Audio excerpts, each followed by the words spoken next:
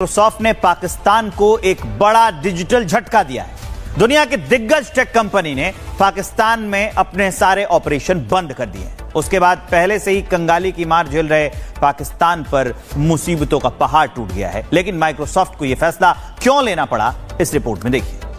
इस पर बात होगी। आज आपको ये भी बुरी खबर से आगाह करते चले कि माइक्रोसॉफ्ट के जो ऑपरेशंस पाकिस्तान में थे वो अब बाकायदा तौर पे वाइंड अप हो चुके हैं। हमें उड़ान पाकिस्तान का बताया गया, बड़े सुनहरे ख्वाब दिखाए गए, बड़े उम्मीदें और दिलासे दिए गए। लेकिन उड़ान पाकिस्तान का जो पहला सरकारी नतीजा सामने आया है वो ये है कि माइक्रोसॉफ्ट उड़ गया। कितना बड़ा सेटबैक है, वजूहात क्या बताई जा रही हैं वो। पाकिस्तान से माइक्रोसॉफ्ट चला गया और मैंने आज देखा तो पाकिस्तान से माइक्रोसॉफ्ट चला गया और बड़ा दुख हुआ और ये तो बड़ी गलत चीज है और ये वो, और मैंने क्या क्या करा माइक्रोसॉफ्ट के लिए। उसने अपना गाना गाया है। अब उसने जो अपने गाने गाए हैं पॉइंट्स में, हम वो गाना आपको सुनाना चाहते हैं। आप प्लीज, आप सब लोग तैयार हो जाइए, म्यूजिक फेस्टिवल चलने वाली है। बताओ बंदे का नाम बताओ। उसका नाम है जवाद रहमान। जवाद रहमान। और जवाद रहमान ने अपने को 4-5 पॉइंट लिखे हैं। हाँ, जो इन्होंने पाकिस्तानी जवाद रहमान वो है जो माइक्रोसॉफ्ट को एस्टैब्लिश करा इसने पाकिस्तान में। उसका सबसे बड़ा जो टेक अवे था इतने सालों से, लोग कह रहे हैं 25 साल से माइक्रोसॉफ्ट पाकिस्तान में था।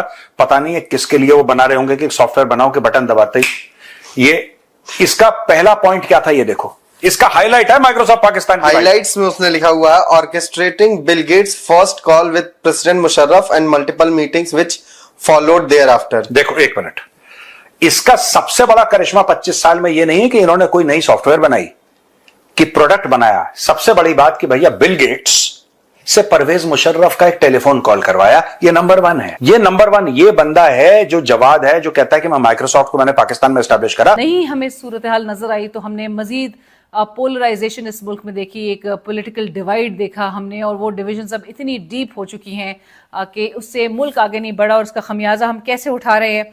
उसका खमियाजा इस तरह से उठाया जा रहा है कि वही पॉलिटिकल इंस्टेबिलिटी और जो इकोनॉमिक इंस्टेबिलिटी है उसकी वजह से एक टेक जाइंट, जो दुनिया का टेक जाइंट है माइक्रोसॉफ्ट, उसने अपने ऑपरेशंस पाकिस्तान से वाइंड अप कर दिए हैं। उड़ान पाकिस्तान के थ्रू हमें बहुत बताया जा रहा है कि जी बहुत कुछ इस मुल्क में बहुत सरमायाकारी आएगी और पता नहीं कहाँ से कहाँ हमारी मईशत को लेके चले जाएंगे। हालात ये है कि पॉलिटिकल इंस्टेबिलिटी से जुड़ी तमाम जो फ्रंट्स पे हमें इंस्टेबिलिटी, अदम इस्तेहकाम देखना पड़ रहा है, उसकी हालात की वजह से माइक्रोसॉफ्ट अपने ऑपरेशंस वाइंड अप कर चुका है।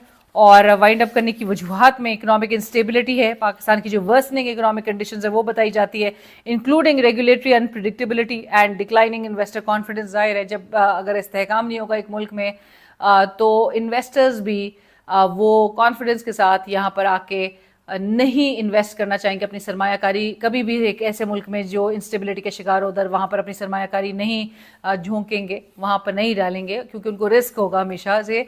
और फिर हमारा मुल्क जो है वो बाय द वे बहुत ही हाईली लेजिस्लेटेड और ओवरली रेगुलेटेड भी है, तो जो रेड टेप्स वगैरह का उनको सामना होता है। लिहाजा अनसस्टेनेबल और जो अनसर्टन सिचुएशन है उसकी वजह से हम ज़्यादा देख रहे हैं कि यहाँ पर माइक्रोसॉफ्ट जो है वो यहाँ से वाइंड अप करके और दूसरे उन्होंने मार्केट्स का इंतखाब किया है। When he said कि Microsoft is leaving Pakistan, मैंने बोला आए कब थे what the hell is Microsoft doing in Pakistan? Pakistan is the last place where any decent human being should go. ये पता नहीं क्यों बावले पहुंच गए वहां पे माइक्रोसॉफ्ट। अब इनको मजा आ गया जब इनकी बेइज्जती हो गई। और छोड़ा क्यों है माइक्रोसॉफ्ट ने? बोला है कि unstable currency, high taxation, limited access to imported tech hardware, frequent government changes, government changes, ये सारे रीजंस बताए माइक्रोसॉफ्ट ने छोड़ने के। Basically Pakistan is a basket case. हाँ। कुछ नहीं हो सकता बेसिकली पाकिस्तान, मतलब भाई लिख रहा है end of an era Microsoft Pakistan. देखो भाई साहब, आपको नमन है, हम आपको सिर्फ प्रणाम कर सकते हैं सर झुका के, आप बड़े वाले हैं। चलो क्योंकि यार ये बात ऐसी कर रहा है आदमी। क्या कह रहा है? मैंने कॉल फिक्स अप करवाया परवेज मुशर्रफ और बिल गेट्स के बीच में, फिर कहता मैं हमने पैसे खा लिए। अच्छा, मैंने सही में ये स्क्रीनशॉट पूरा नहीं पढ़ा था, मैंने ऊपर से पढ़ा एंड ऑफ एन एरा, तो मैंने कहा वो कह रहा है पैसे खा लिए बिल गेट फाउंडेशन के। भाई मुझे यही लगा कि यही वाली बात जो आर्टिकल में लिखी हुई है अलग मीडिया हाउसेस के, वही इसमें भी लिखा होगा। मैंने अब पढ़ा तो मुझे लगा कि भाई साइबर कैफे खुलवाए, इसके पे 4 कंप्यूटर डाले होंगे, बोला होगा कि 10 डाले मालिक। और वो भी बिल गेट्स फाउंडेशन से। तो 1 पॉइंट के 4 पॉइंट बनाना, इन्होंने पैसे लिए किसके लिए? इन्फेंट मोर्टेलिटी और जो वुमेन मोर्टेलिटी के लिए, उसको कम करने के लिए। आपने कभी देखा है कि गर्ल एजुकेशन, इन्फेंट मोर्टेलिटी के नाम पे पाकिस्तान किस किस से पैसे खाता है? अभी रिसेंटली उनको मिले थे एशियन डेवलपमेंट बैंक से, एडीबी से मिले थे। कितने 350 मिलियन कितने मिले थे? हाँ, कुछ ऐसा ही था, कुछ ऐसी अमाउंट। कोट नहीं हाँ, पता। वो भी वुमेन एंटरप्रेन्योर के लिए, फाइनेंस के लिए। भाई साहब, जापान ने कितनी फंडिंग की है सर इन सब? औरतों को मिसट्रीट करते हैं ये लोग, सबसे ज्यादा औरतों को मिसट्रीट करते हैं और औरतों के नाम पे पैसा खाते हैं पाकिस्तानी। सबसे ज्यादा मिसट्रीट यही करते हैं वुमेन को, और सबसे ज्यादा औरतों के नाम पे पैसा ये खाते हैं। बिल गेट्स फाउंडेशन से ये कर लिया, हद ही हो गई यार। और बताओ, मैंने आप अपना वो ब्यूरो खोल रहे थे लाहौर में, कैंसिल कर दीजिए। कौन सा? मैं ब्यूरो खोल रहा था, चाणक्य फोरम का एक ब्यूरो खोला जा रहा था ना, हम खोल रहे थे लाहौर में। कैंसिल कर और अब महेंद्र भाई कह रहे हैं कि अपना ब्यूरो, जो हमारा प्लान था लाहौर में एक ब्यूरो खोलने का, वो कैंसिल हो गया। कैंसिल। नहीं, मुझे पता ही नहीं। कल कल कल मुझे किसी ने भेजा, अपने एक सब्सक्राइबर है, उन्होंने मुझे एक मैसेज भेजा और मुझे सीरियसली देख के ऐसी आई। लेकिन सर, एक गेट के सामने एक भिखारी की फोटो में दिखाना चाहता हूँ आपको। हाँ, एक लास्ट चीज सर, टाइम ज्यादा हो रहा है मुझे पता है, मैं एक बढ़िया सा आपको मैं लेके आया हूँ सर। फिर से बोलना, बढ़िया बढ़िया। लाओ, क्या है ये आप पढ़ेंगे सर पूरा, उसके बाद आप बताएंगे क्या है, पहले आप पढ़िए पूरा। एस अफरीदी ऑफिशियल, शाहिद अफरीदी का अकाउंट है। The Indian government has unbanned my social media accounts.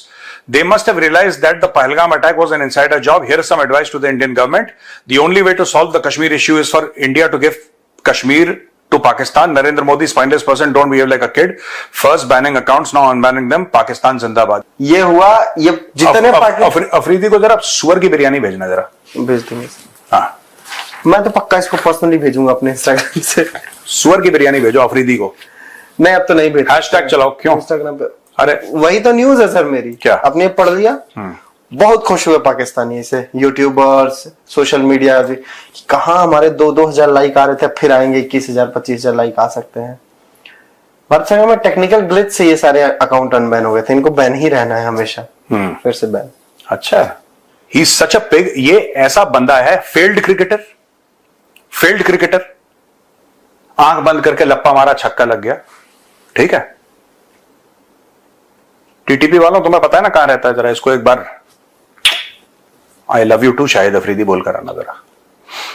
मुझे उसका एक स्टेटमेंट याद है सर, मैं उसी पे एंड करना चाहता हूँ। वो कहीं इंटरव्यू दे रहा था, उसने कहा कि मैंने टीवी तोड़ दी थी अपने घर में क्योंकि मेरी बेटी कुछ रामायण या कुछ ऐसे की कुछ क्लिप्स या वीडियोस देख रही थी कुछ। अबे तुम्हारे तो इसका बाप दादा किशन लाल था, ठीक है? नहीं था इसका किशन लाल दादा? सच है सर, या हर पाकिस्तानी का बाप किशन लाल ही निकलेगा। हाँ, पूछना रिकॉर्ड में, देखना कि दद्दू का नाम क्या था। पाकिस्तानी पंजाबी का स्पेसिफिकली। हाँ, ये तो अपने आप को अफरीदी कहता, कोई अफरीदी झूठा है। चलो एनीवे, चलो सर, ठीक है। गले की टी शर्ट पे नेम प्लेट कौन लगा? हाँ, ये तो मुझे भी लगा कि गोल गले की टी शर्ट और उस पर ये पाकिस्तानी फौज की जूठन खाने वाले हैं। ये पाकिस्तानी फौज जो अपनी जूठन देती है। ये पाकिस्तान का नया लाल टोपी होगा क्या? ये ये पाकिस्तान का लाल टोपी नहीं बनेगा सर।